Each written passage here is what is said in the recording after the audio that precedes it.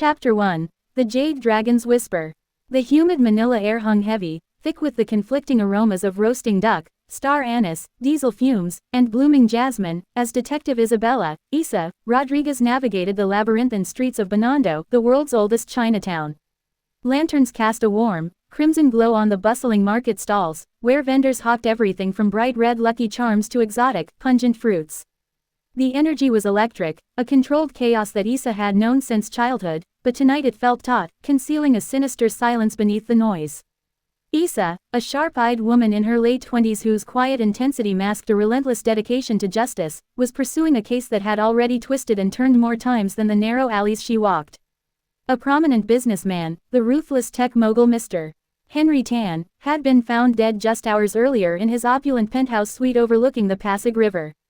Isa's partner, the jovial and ever-hungry Sergeant Benny Garcia, trailed behind her, expertly balancing a half-eaten siopao, steamed pork bun, and a thick case file. Benny was her necessary foil, a grounding force of practicality and humor. "So, what's the pressure point, Isa?" Benny muttered, wiping flour from his chin. Tan was moving heavy into real estate, trying to strong-arm the old families out of their ancestral land around here. Any one of them could want him gone. Triad hit, jilted investor. Maybe he just choked on his own fortune cookies. Isa sighed, pushing a stray strand of black hair behind her ear. "It's never that simple, Benny." The crime scene was surgical. No forced entry, no struggle. Tan was sitting in his Italian leather chair, still holding his whiskey glass, when a single, expertly placed dart struck his carotid artery. She paused, her eyes narrowing as she recalled the forensic report. The toxin was GN's breath, a rare compound known only to a few specialized groups. It kills within seconds, causing immediate cellular paralysis. He didn't even have time to register the pain. The only clue left behind was a small, ancient jade dragon pendant, clutched so tightly in Tan's hand that the pathologist had to pry it loose. The jade was cold, dark green, and etched with minute, stylized scales that seemed to ripple under the streetlights. Tan had connections all over the city. Corrupt politicians, rival construction tycoons, even whispers of ties to the old triads, Isa continued, tapping the photo of the pendant on the file. "But this jade dragon feels different. It's a message, Benny, a signature. I need to figure out what it means, and fast." The city council election is next week, and Tan was a major player. Their first line of inquiry led them away from the new money and into the deep history of Binondo, landing them at the Silent Scroll, an antique shop rumored to be older than the district's first brick building. The shop was a dark cavern, smelling of aged sandalwood and dust. They found Mrs. Elena nestled among towering shelves of porcelain and scrolls, a diminutive woman whose wrinkled face looked like it was etched onto a 100-year-old map. She examined the pendant through a jeweler's loupe, her concentration absolute. "This is no ordinary jade," she finally whispered, her voice like rustling rice paper. "The quality, the specific shade of moss green, and the carving." She pointed a trembling finger at the dragon's eye, which held a tiny, almost invisible indentation. "This is the mark of the azure dragons." Isa leaned in, Benny forgetting his siopao for the first time that night. "The azure dragons, an ancient society, Mrs. Elena confirmed, her eyes distant. "They weren't invaders, but protectors. Centuries ago, they acted as silent guardians, upholding a strict moral code and shielding Binondo from external threats, pirates, corrupt officials, anyone who sought to exploit its people. They were powerful, secretive, and utterly commit." Chapter 2. The Serpent's Coil. Isa's pursuit of the cryptic message, "The dragon sleeps beneath the 9 paths," led them far from the upscale opulence of Tan's penthouse and deep into the architectural memory of Binondo. After cross-referencing old Spanish-era district maps, they pinpointed the 9 paths as the intersections surrounding the original Plaza Cervantes. This path terminated at a nondescript, heavily guarded shipping and warehousing depot owned by a shell corporation listed in Tan's sparse company records. Breaking into the depot in the pre-dawn hours, a necessary breach of protocol Isa rationalized as exigent discovery, they found Tan's hidden operation. It wasn't the headquarters of a global tech company, it was a glorified Tomb Raider's lair. A back office, secured by a biometric lock, held detailed, handwritten ledgers and high-resolution photographs of freshly desecrated ancestral burial grounds in the surrounding provinces. The ledgers meticulously documented the sale of pre-colonial gold funerary masks, rare Ming Dynasty porcelain, and other artifacts of staggering cultural value. The discovery was a punch to Isa's gut. Mr. Henry Tan was not just a greedy businessman, he was a cultural vulture. His death was not about politics or simple business betrayal. It confirmed that the Azure Dragons were not folklore, they were a contemporary, deadly vigilante group dedicated to guarding their heritage. Tan's smuggling directly provoked them, turning their ancient mandate into a modern, lethal hunt. Armed with a name from the ledger, a known fence and information broker named Ramon, Issa and Benny staked out a grubby, neon-lit sector near the Tondo docks. The air here was thick with the smell of brine and desperation.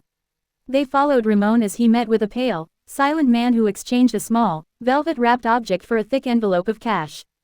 As Ramon ducked into a maze of storage containers and narrow, slick alleyways, Issa moved to intercept, telling Benny to cover her from the main road. The alley, dark and smelling of sewage and old river muck, was a mistake. She hadn't gone 10 feet when the silence became absolute. The air, already heavy, grew heavy with dread. 4 masked figures materialized from the shadows, moving with a disciplined, almost military fluidity. They carried no guns, they wielded gleaming, razor-sharp katanas. This was an execution squad, not a mugging. The first attacker, quick and brutal, swung a wide, horizontal strike aimed at Issa's midsection. She barely managed to twist away, the blade whispering past her vest. She drew her service pistol, but the close quarters and the speed of the blades made firing too risky. She was forced to abandon her gun and engage, using her training to dodge and parry the thrusts, relying on the close-in nature of their fight to negate the long reach of the swords. Just as 2 figures cornered her against a wall of decaying plywood, the roar of an engine and a screech of tires ripped through the night. Benny, ever the loyal partner, slammed their unmarked vehicle halfway into the alley mouth. He erupted from the driver's side, his trusty Glock now blazing a warning. The gunshots were deafening in the confined space, a chaotic counterpoint to the quiet discipline of the steel blades. The masked men, suddenly faced with modern firepower, wavered. In the ensuing chaos, Issa saw her chance. She slammed the magazine of her own pistol against the temple of the nearest attacker, dropping him instantly.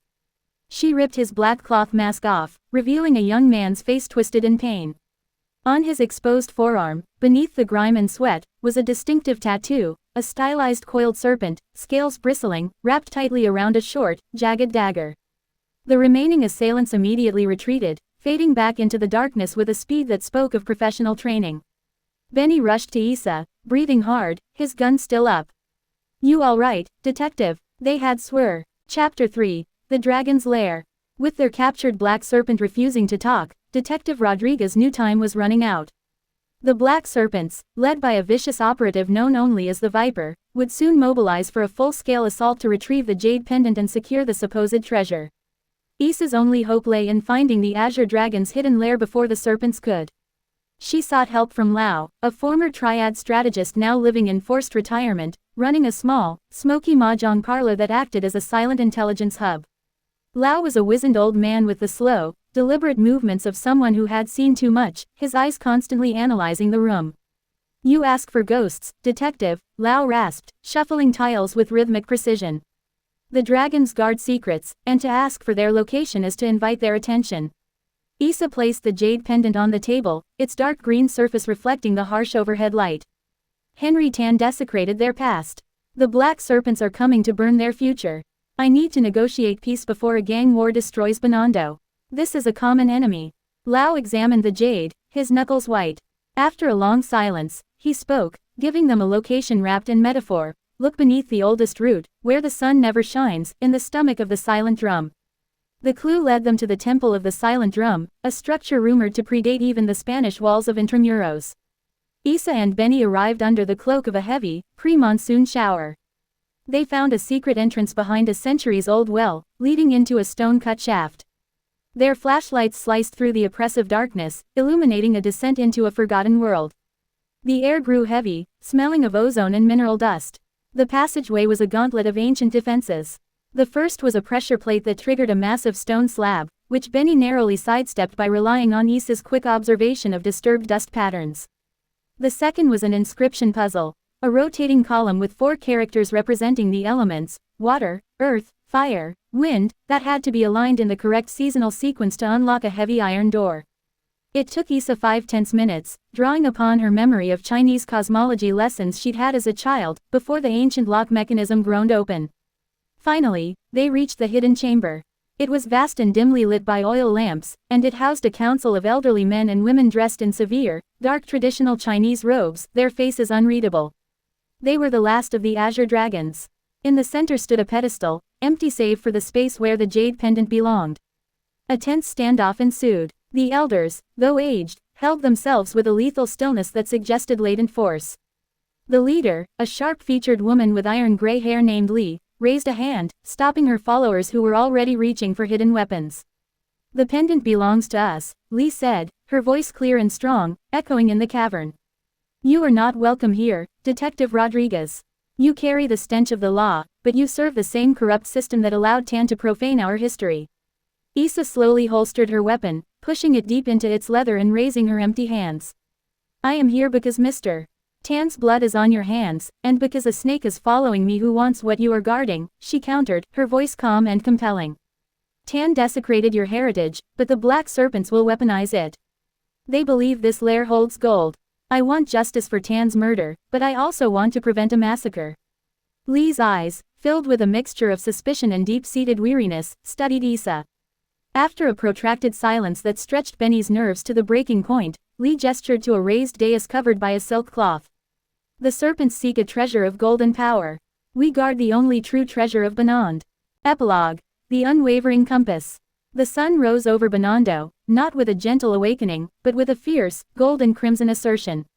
The humid air was cleaner, scrubbed by the previous night's rain, but still carried the dense, comforting smells of brewing coffee and frying street food. Just hours earlier, that ancient temple had been a battleground. Now, the temple of the silent drum was locked and silent, its secrets returned to the earth. Detective Isabella Rodriguez stood on the stone embankment of the Pasig River, watching the river traffic begin its slow churn. She was exhausted, the bruising under her uniform a reminder of the frantic, bloody chaos of the temple fight. They had successfully arrested the Viper and the core leadership of the Black Serpents, presenting the public narrative as a major operation against a ruthless smuggling and organized crime ring, a narrative made possible only by omitting the existence of the vigilante Azure Dragons. Benny joined her, handing her a thermos of strong, sweet Kapeng Barako. He didn't speak, just leaned against the railing, his usual joking demeanor replaced by quiet professionalism. He had seen the moral gray of the situation, the necessity of letting the Azure Dragons melt back into the shadows, and he had kept the secret without question. That loyalty was the most valuable thing Issa possessed. "The scrolls are safe, right?" Benny finally asked, staring at the jade-colored water. Issa took a slow sip of coffee. "They're back where they belong. The Azure Dragons know we know they exist, but they also know we secured their most important asset from the serpents. Li assured me they are going back to being folklore, only acting if the Foundation is threatened again." In her palm, she turned the original jade dragon pendant, the cold, smooth stone now a trophy of an impossible victory. This stone hadn't led to a gold cache, but to something far more valuable, a community's soul. Issa reflected on the compromises she'd made, the line she'd crossed between black and white law and the complex, often violent justice of the community she served. Henry Tan was a murderer, not a victim, in the eyes of the dragons, and their execution had served to protect thousands of years of history. Sometimes, the law was too slow, too blind, to defend the things worth saving. "We walked a fine line back there, Issa," Benny murmured, reading her thoughts. "Justice here isn't a straight road, Benny. It's a labyrinth," Issa replied, finally slipping the jade pendant into the inner pocket of her jacket, a reminder of the necessary shadows. "But we found our way through. We broke a major triad operation, and we protected Binondo's history. That's victory enough." The sun completed its rise, bathing the entire district in a brilliant, cleansing light. The shadows of the past would always linger in the oldest corners of the city, whispering secrets and demanding retribution. But Detective Rodriguez was ready. Armed with her wit, her courage, and the unwavering, unspoken trust of her partner, she knew that in the labyrinthine heart of Manila's Chinatown, justice might be complex, but it always, eventually, found a way to win. The compass had been reset. This provides a solid ending, confirming the fate of the key players and objects while leaving Issa with a deeper understanding of her city and her job. It sets the stage for future mysteries where she may have to navigate that same moral gray area.